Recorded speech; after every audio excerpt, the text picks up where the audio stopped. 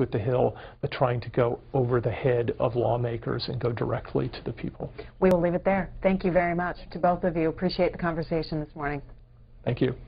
And that does it for the Washington Journal this morning. Now, live coverage of the House. The Speaker. The Speaker's Rooms, Washington, D.C., January 22nd, 2013. I hereby appoint the Honorable Tom McClintock to act as Speaker pro tempore on this day. Signed, John A. Boehner, Speaker of the House of Representatives. Pursuant to the order of the House of January 3, 2013, the Chair will now recognize members from lists submitted by the majority and minority leaders for morning hour debate. The Chair will alternate recognition between the parties, with each party limited to 1 hour, and each member other than the majority and minority leaders and the minority whip limited to 5 minutes. Each, but in no event shall debate continue beyond 11:50 a.m. The Chair recognizes the gentleman from Oregon, Mr. Blumenauer, for 5 minutes. Thank you. It was exciting to hear the President make climate change a major focus of his inaugural address, and appropriately so. Mr. Obama's first term provided stark evidence of the peril to the planet. Record-breaking heat waves, drought, hurricanes, forest fires, disappearing polar ice, all in accord with the prediction of the climate scientists, but the effects were happening faster and more severely than predicted. The good news is that you don't have to believe the climate scientists to reduce carbon pollution and energy waste while reasserting American global energy leadership. Even balancing the budget could be made easier with this initiative. Congress and the administration should begin serious conversation about a broad-based carbon tax. This would give the right signals on energy sources and use. It could raise money to reduce the deficit, restore our badly damaged infrastructure, speed and finance conservation, while cushioning the impact on lower-income families and small business. There are a number of other common-sense steps that would make progress on carbon pollution and energy conservation goals much more significant. First, the EPA should stop dragging its feet, permitting old, polluting, inefficient coal plants to continue to spew forth toxic waste, harming not just the environment, but the health of our citizens. It's past time that the Clean Air Act should be enforced. We should make sure there are proper safeguards for the fracking technology for gas and petroleum, and making sure this vast reservoir of inexpensive gas does not undercut the critical addition of renewables to our energy portfolio: solar, wind, geothermal, perhaps even tidal. We need global leadership on these technologies for a balanced energy portfolio and ultimately to reduce our carbon footprint. At each step, we should be looking to enhance energy conservation, because the cheapest kilowatt hour is one that you don't have to generate. We should have a 10-year glide path in support of renewable energy. The wind energy industry has already signaled its receptivity to phasing out its subsidy, just giving it enough time to come to scale and then stand on its own. It's such a good idea, we should do the same thing for the petroleum industry. After 100 years, the most profitable commodity on the planet is mature and will be able to survive and even thrive without additional tax incentives. Finally, and most important, we should have the federal government lead by example. The Department of Energy's management of 4 large power marketing agencies should be the gold standard for integrating renewables into the grid, upgrading transmission capacity, and leading on conservation.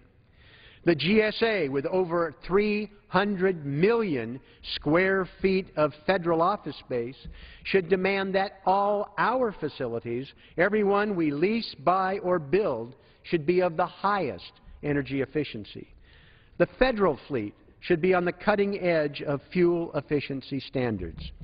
And finally, the Department of Defense, the largest consumer of energy in the world, needs to redouble its efforts. The Pentagon is already moving in the right direction, but it's not just about saving money in the long term.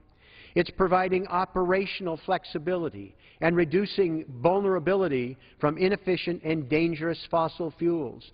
Those fuel tanker trucks in Afghanistan and Iraq might as well have had great big bullseyes on them for terrorists.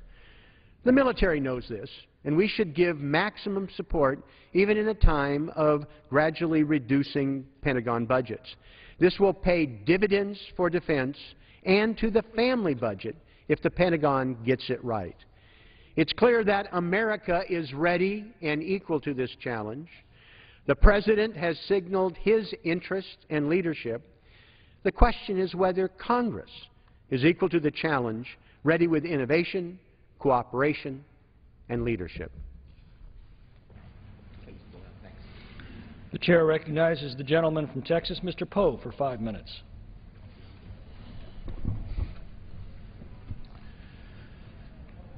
Mr. Speaker, in a remote region of Algeria, at an oil and gas facility, in the dark of night, before the sun rose, workers from all over the world were getting ready to sit down for breakfast when suddenly gun-wielding Islamic radicals stormed the facility. Some of the workers were killed. Some were able to escape.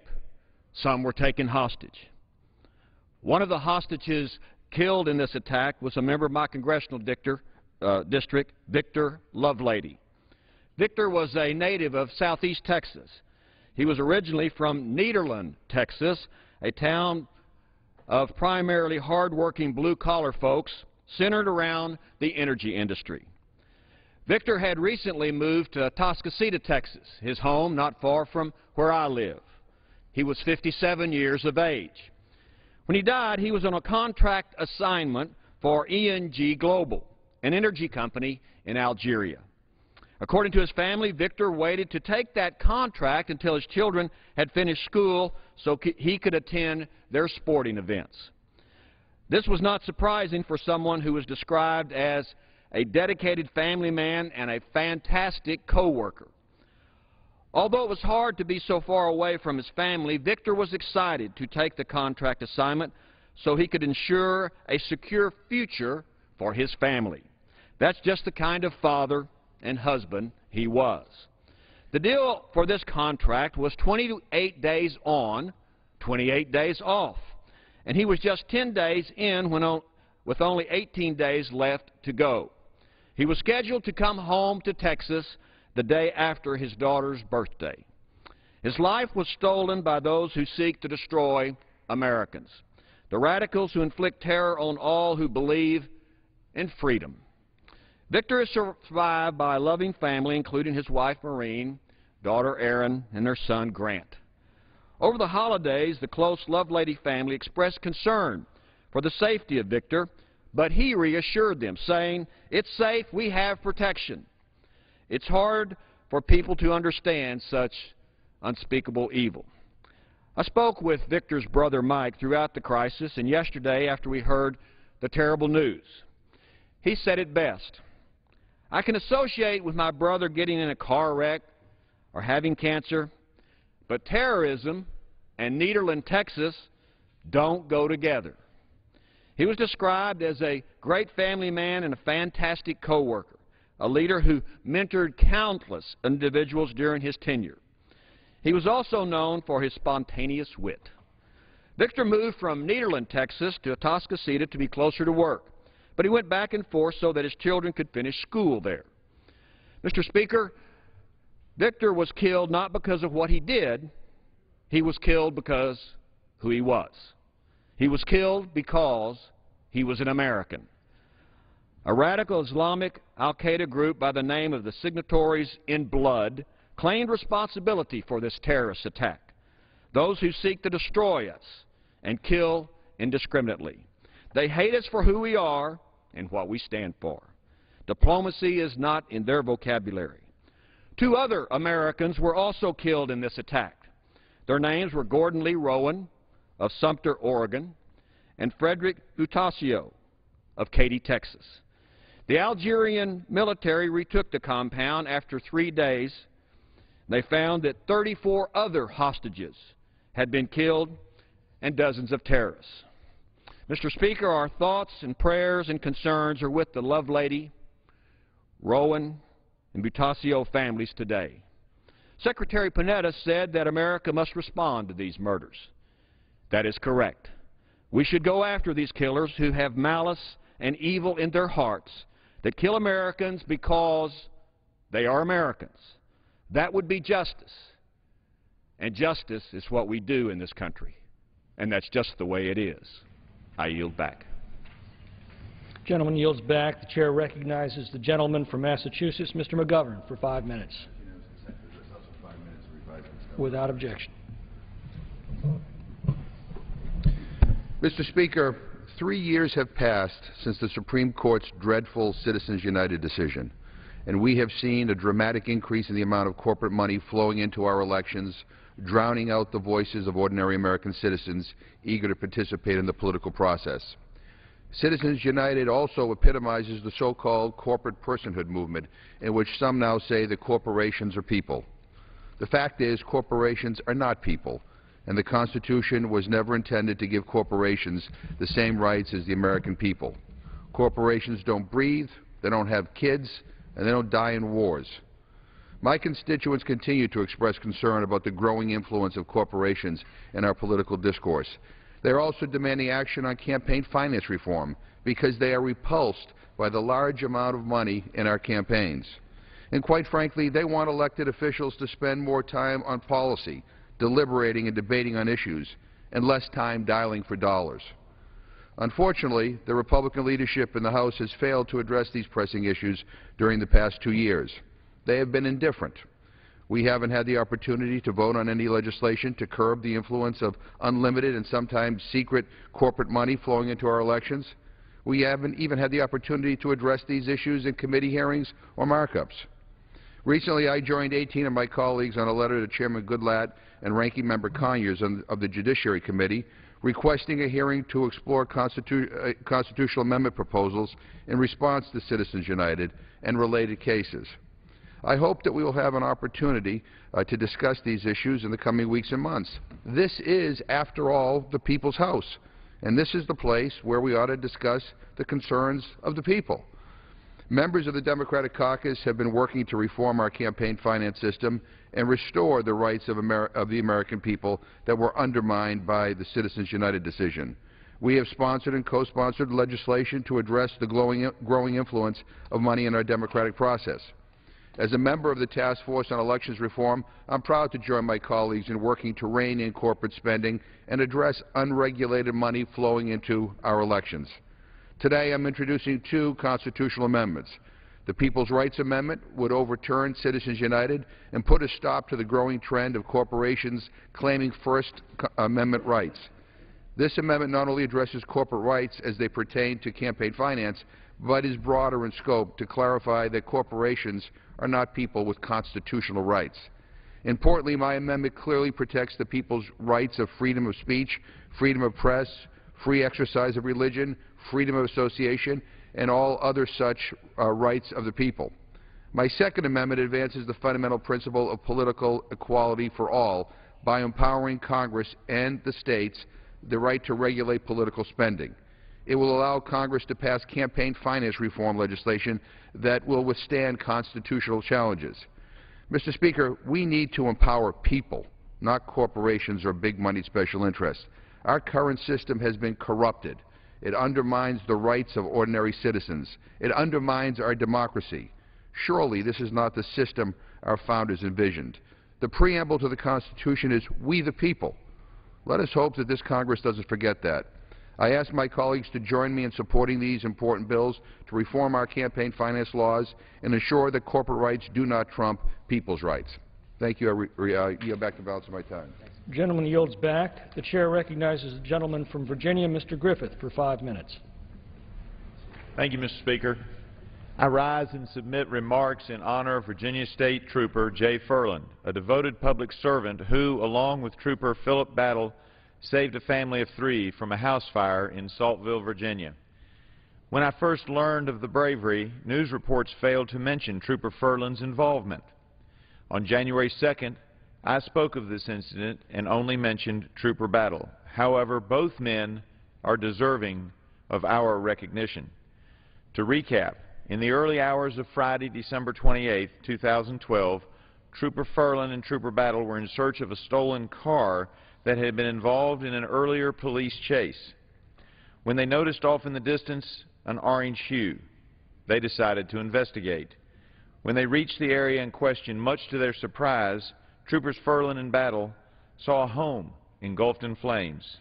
They banged on the door, but when there was no answer, they made the selfless decision to enter the home and investigate.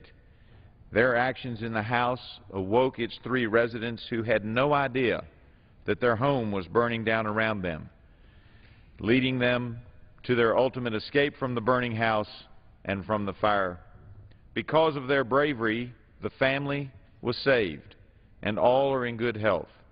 Their lives were saved, and the lives of 2 of their pets were also saved. The heroic actions of Troopers Furlan and Trooper Battle in service to the community are to be commended, and I am honored to be here today to pay tribute to them. Please join me in thanking Trooper Jay Furlan and Trooper Philip Battle for all they have done for the people of Southwest Virginia. The Virginia State Police, as my experience has shown over the years, always respond in fine fashion and rise to the occasion. Trooper Furlan and Trooper Battle are among just 2 of the many law enforcement officers to note in the long and proud history of the Virginia State Police.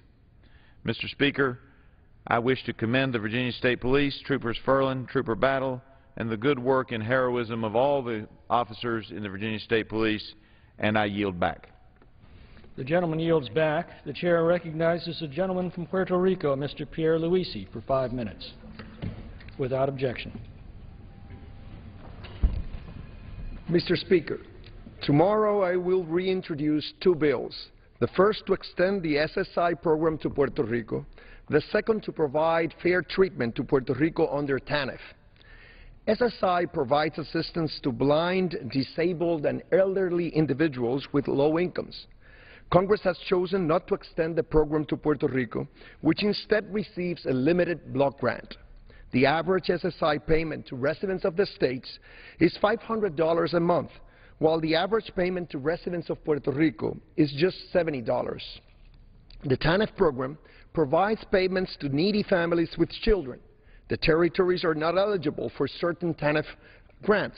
Moreover, federal law imposes a cap on the aggregate funding that a territory can receive under a combination of safety net programs, including TANF. My legislation would eliminate this cap, which has not been increased since 1996, and make the territories eligible for TANF grants they do not currently receive. Equality under TANF would mean at least $40 million in additional funding for Puerto Rico each year. Those who seek evidence of how Puerto Rico is harmed by its territory status need look no further than the treatment it receives under SSI and TANF. I will fight to secure parity under these 2 programs, but as long as Puerto Rico remains a territory, it'll be an uphill battle. Mr. Speaker, Puerto Rico recently held a referendum on its political status. Under the current status, the 3.7 million American citizens living in Puerto Rico cannot vote for the leaders who make their national laws and are treated unequally under those laws, as the examples of SSI and TANF well illustrate. The ballot had 2 questions. On the first question, voters were asked if they want Puerto Rico to remain a territory. Of 1.8 million voters, 54% said they do not want the current status to continue, while 46% say they do. On the second question, voters were asked to express their preference among the alternatives to the current status. Of the 1.4 million people who chose an option, 61% voted for statehood, 33% for free association, and 5.5% for independence. The 834,000 votes for statehood on the second question exceeded the 828,000 votes for the current status on the first question. For the first time ever, more people in Puerto Rico want to be a state than to continue as a territory. True to form, Defenders of the status quo have tried to distort the results of this referendum, making claims that are intellectually dishonest and divorced from the facts. These critics ignore the results of the first question and argue because close to 500,000 people left the second question blank, statehood did not prevail in the referendum. Let me be clear, so there is no confusion. A majority of voters in Puerto Rico soundly rejected the current status. Among the three alternatives, statehood won a decisive victory, and statehood obtained a greater number of votes than any other status option, including the current status. Mr. Speaker, at yesterday's inauguration, President Obama invoked the Declaration of Independence. We hold these truths to be self-evident, that all men are created equal, that they are endowed by their Creator with certain unalienable rights, that among these are life, liberty, and the pursuit of happiness. President Obama then emphasized, while these truths may be self-evident, they have never been self-executing, that while freedom is a gift from God, it must be secured by His people here on earth. To uphold this nation's core principles and values, the President and Congress must respond to the democratic expression of their fellow citizens in Puerto Rico, who have withdrawn their consent to a political status that makes them second-class citizens and have made clear that they aspire to have full democratic rights and full equality under the law. None of my stateside colleagues in Congress would accept territory status for their own constituents, so they must recognize and they must respect that the American citizens I represent no longer accept it either. I yield back the balance of my time. Thank you. The gentleman yields back. The chair recognizes the gentleman from Alabama, Mr. Brooks, for 5 minutes. Thank you, Mr. Speaker.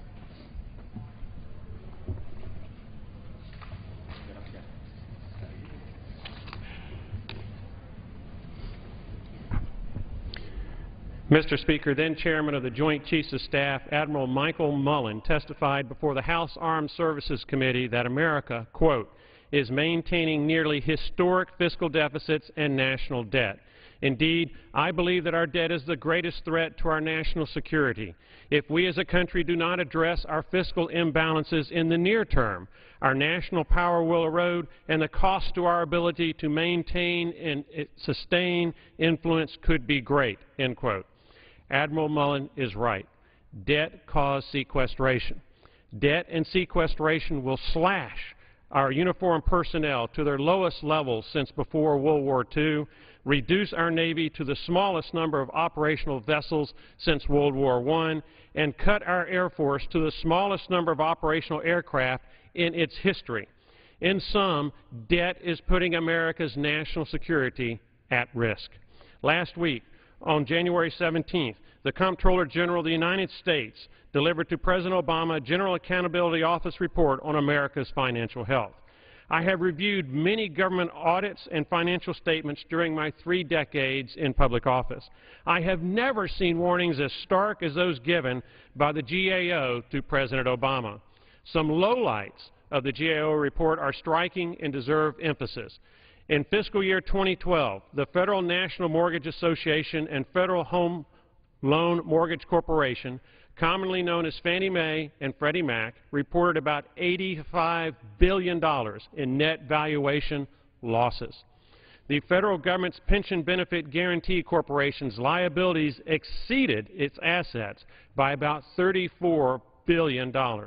The Postal Service finished the year with a reported net loss of almost $16 billion. The Federal Housing Administration reported that its liabilities exceeded its assets by about $15 billion. Mr. Speaker, America is on a path to insolvency and bankruptcy, an event that will debilitate our country. America has incurred 4 consecutive unsustainable trillion-dollar deficits and is in the midst of a 5th consecutive trillion-dollar deficit. America's national debt exceeds $16 trillion. Interest on our debt is well in excess of $200 billion per year. To put our debt service in perspective, that is more than 4 times what the federal government spends on all highway and transportation infrastructure projects in America each year. Unless Washington becomes financially responsible, future debt service will escalate and even more money will be spent on debt service rather than programs that serve Americans. America's Comptroller General issued a stern warning to President Obama, quote, "The comprehensive long-term fiscal projections show that, absent policy changes, the federal government continues to face an unsustainable path. Over the long term, the structural imbalance between spending and revenue will lead to continued growth of debt held by the public as a share of GDP. This means the current structure of the federal budget is unsustainable," end quote. America's current path and federal budget is unsustainable. Absent changes, a federal government insolvency and bankruptcy is certain to result and cause an economic disaster unrivaled in America's history. This week, the House of Representatives faces a vote to increase America's debt ceiling. Pending legislation raises the debt ceiling by roughly $300 to $400 billion. What protection from the risk of insolvency and bankruptcy does America get in return? Are there any spending cuts? No. Are there policies that spur economic growth and resulting revenue increases? No. Does this proposal help fix in any way the trillion-dollar deficits that threaten America with financial ruin? No. Mr. Speaker, I can only speak for me. I will not vote to raise the debt ceiling unless significant efforts are made to fix the underlying problem of deficits and accumulated debt that force debt ceiling votes and risk America's future. I will not vote to raise the debt ceiling unless, first, Congress passes a substantive balanced budget constitutional amendment that solves the debt problem for future generations, or, second, we implement sizable spending cuts that help get our financial affairs in order. I take this stance full well knowing the adverse economic effects of a failure to raise the debt ceiling, but also knowing, Mr. Speaker, that those effects pale in comparison to an insolvency and bankruptcy of the America I love.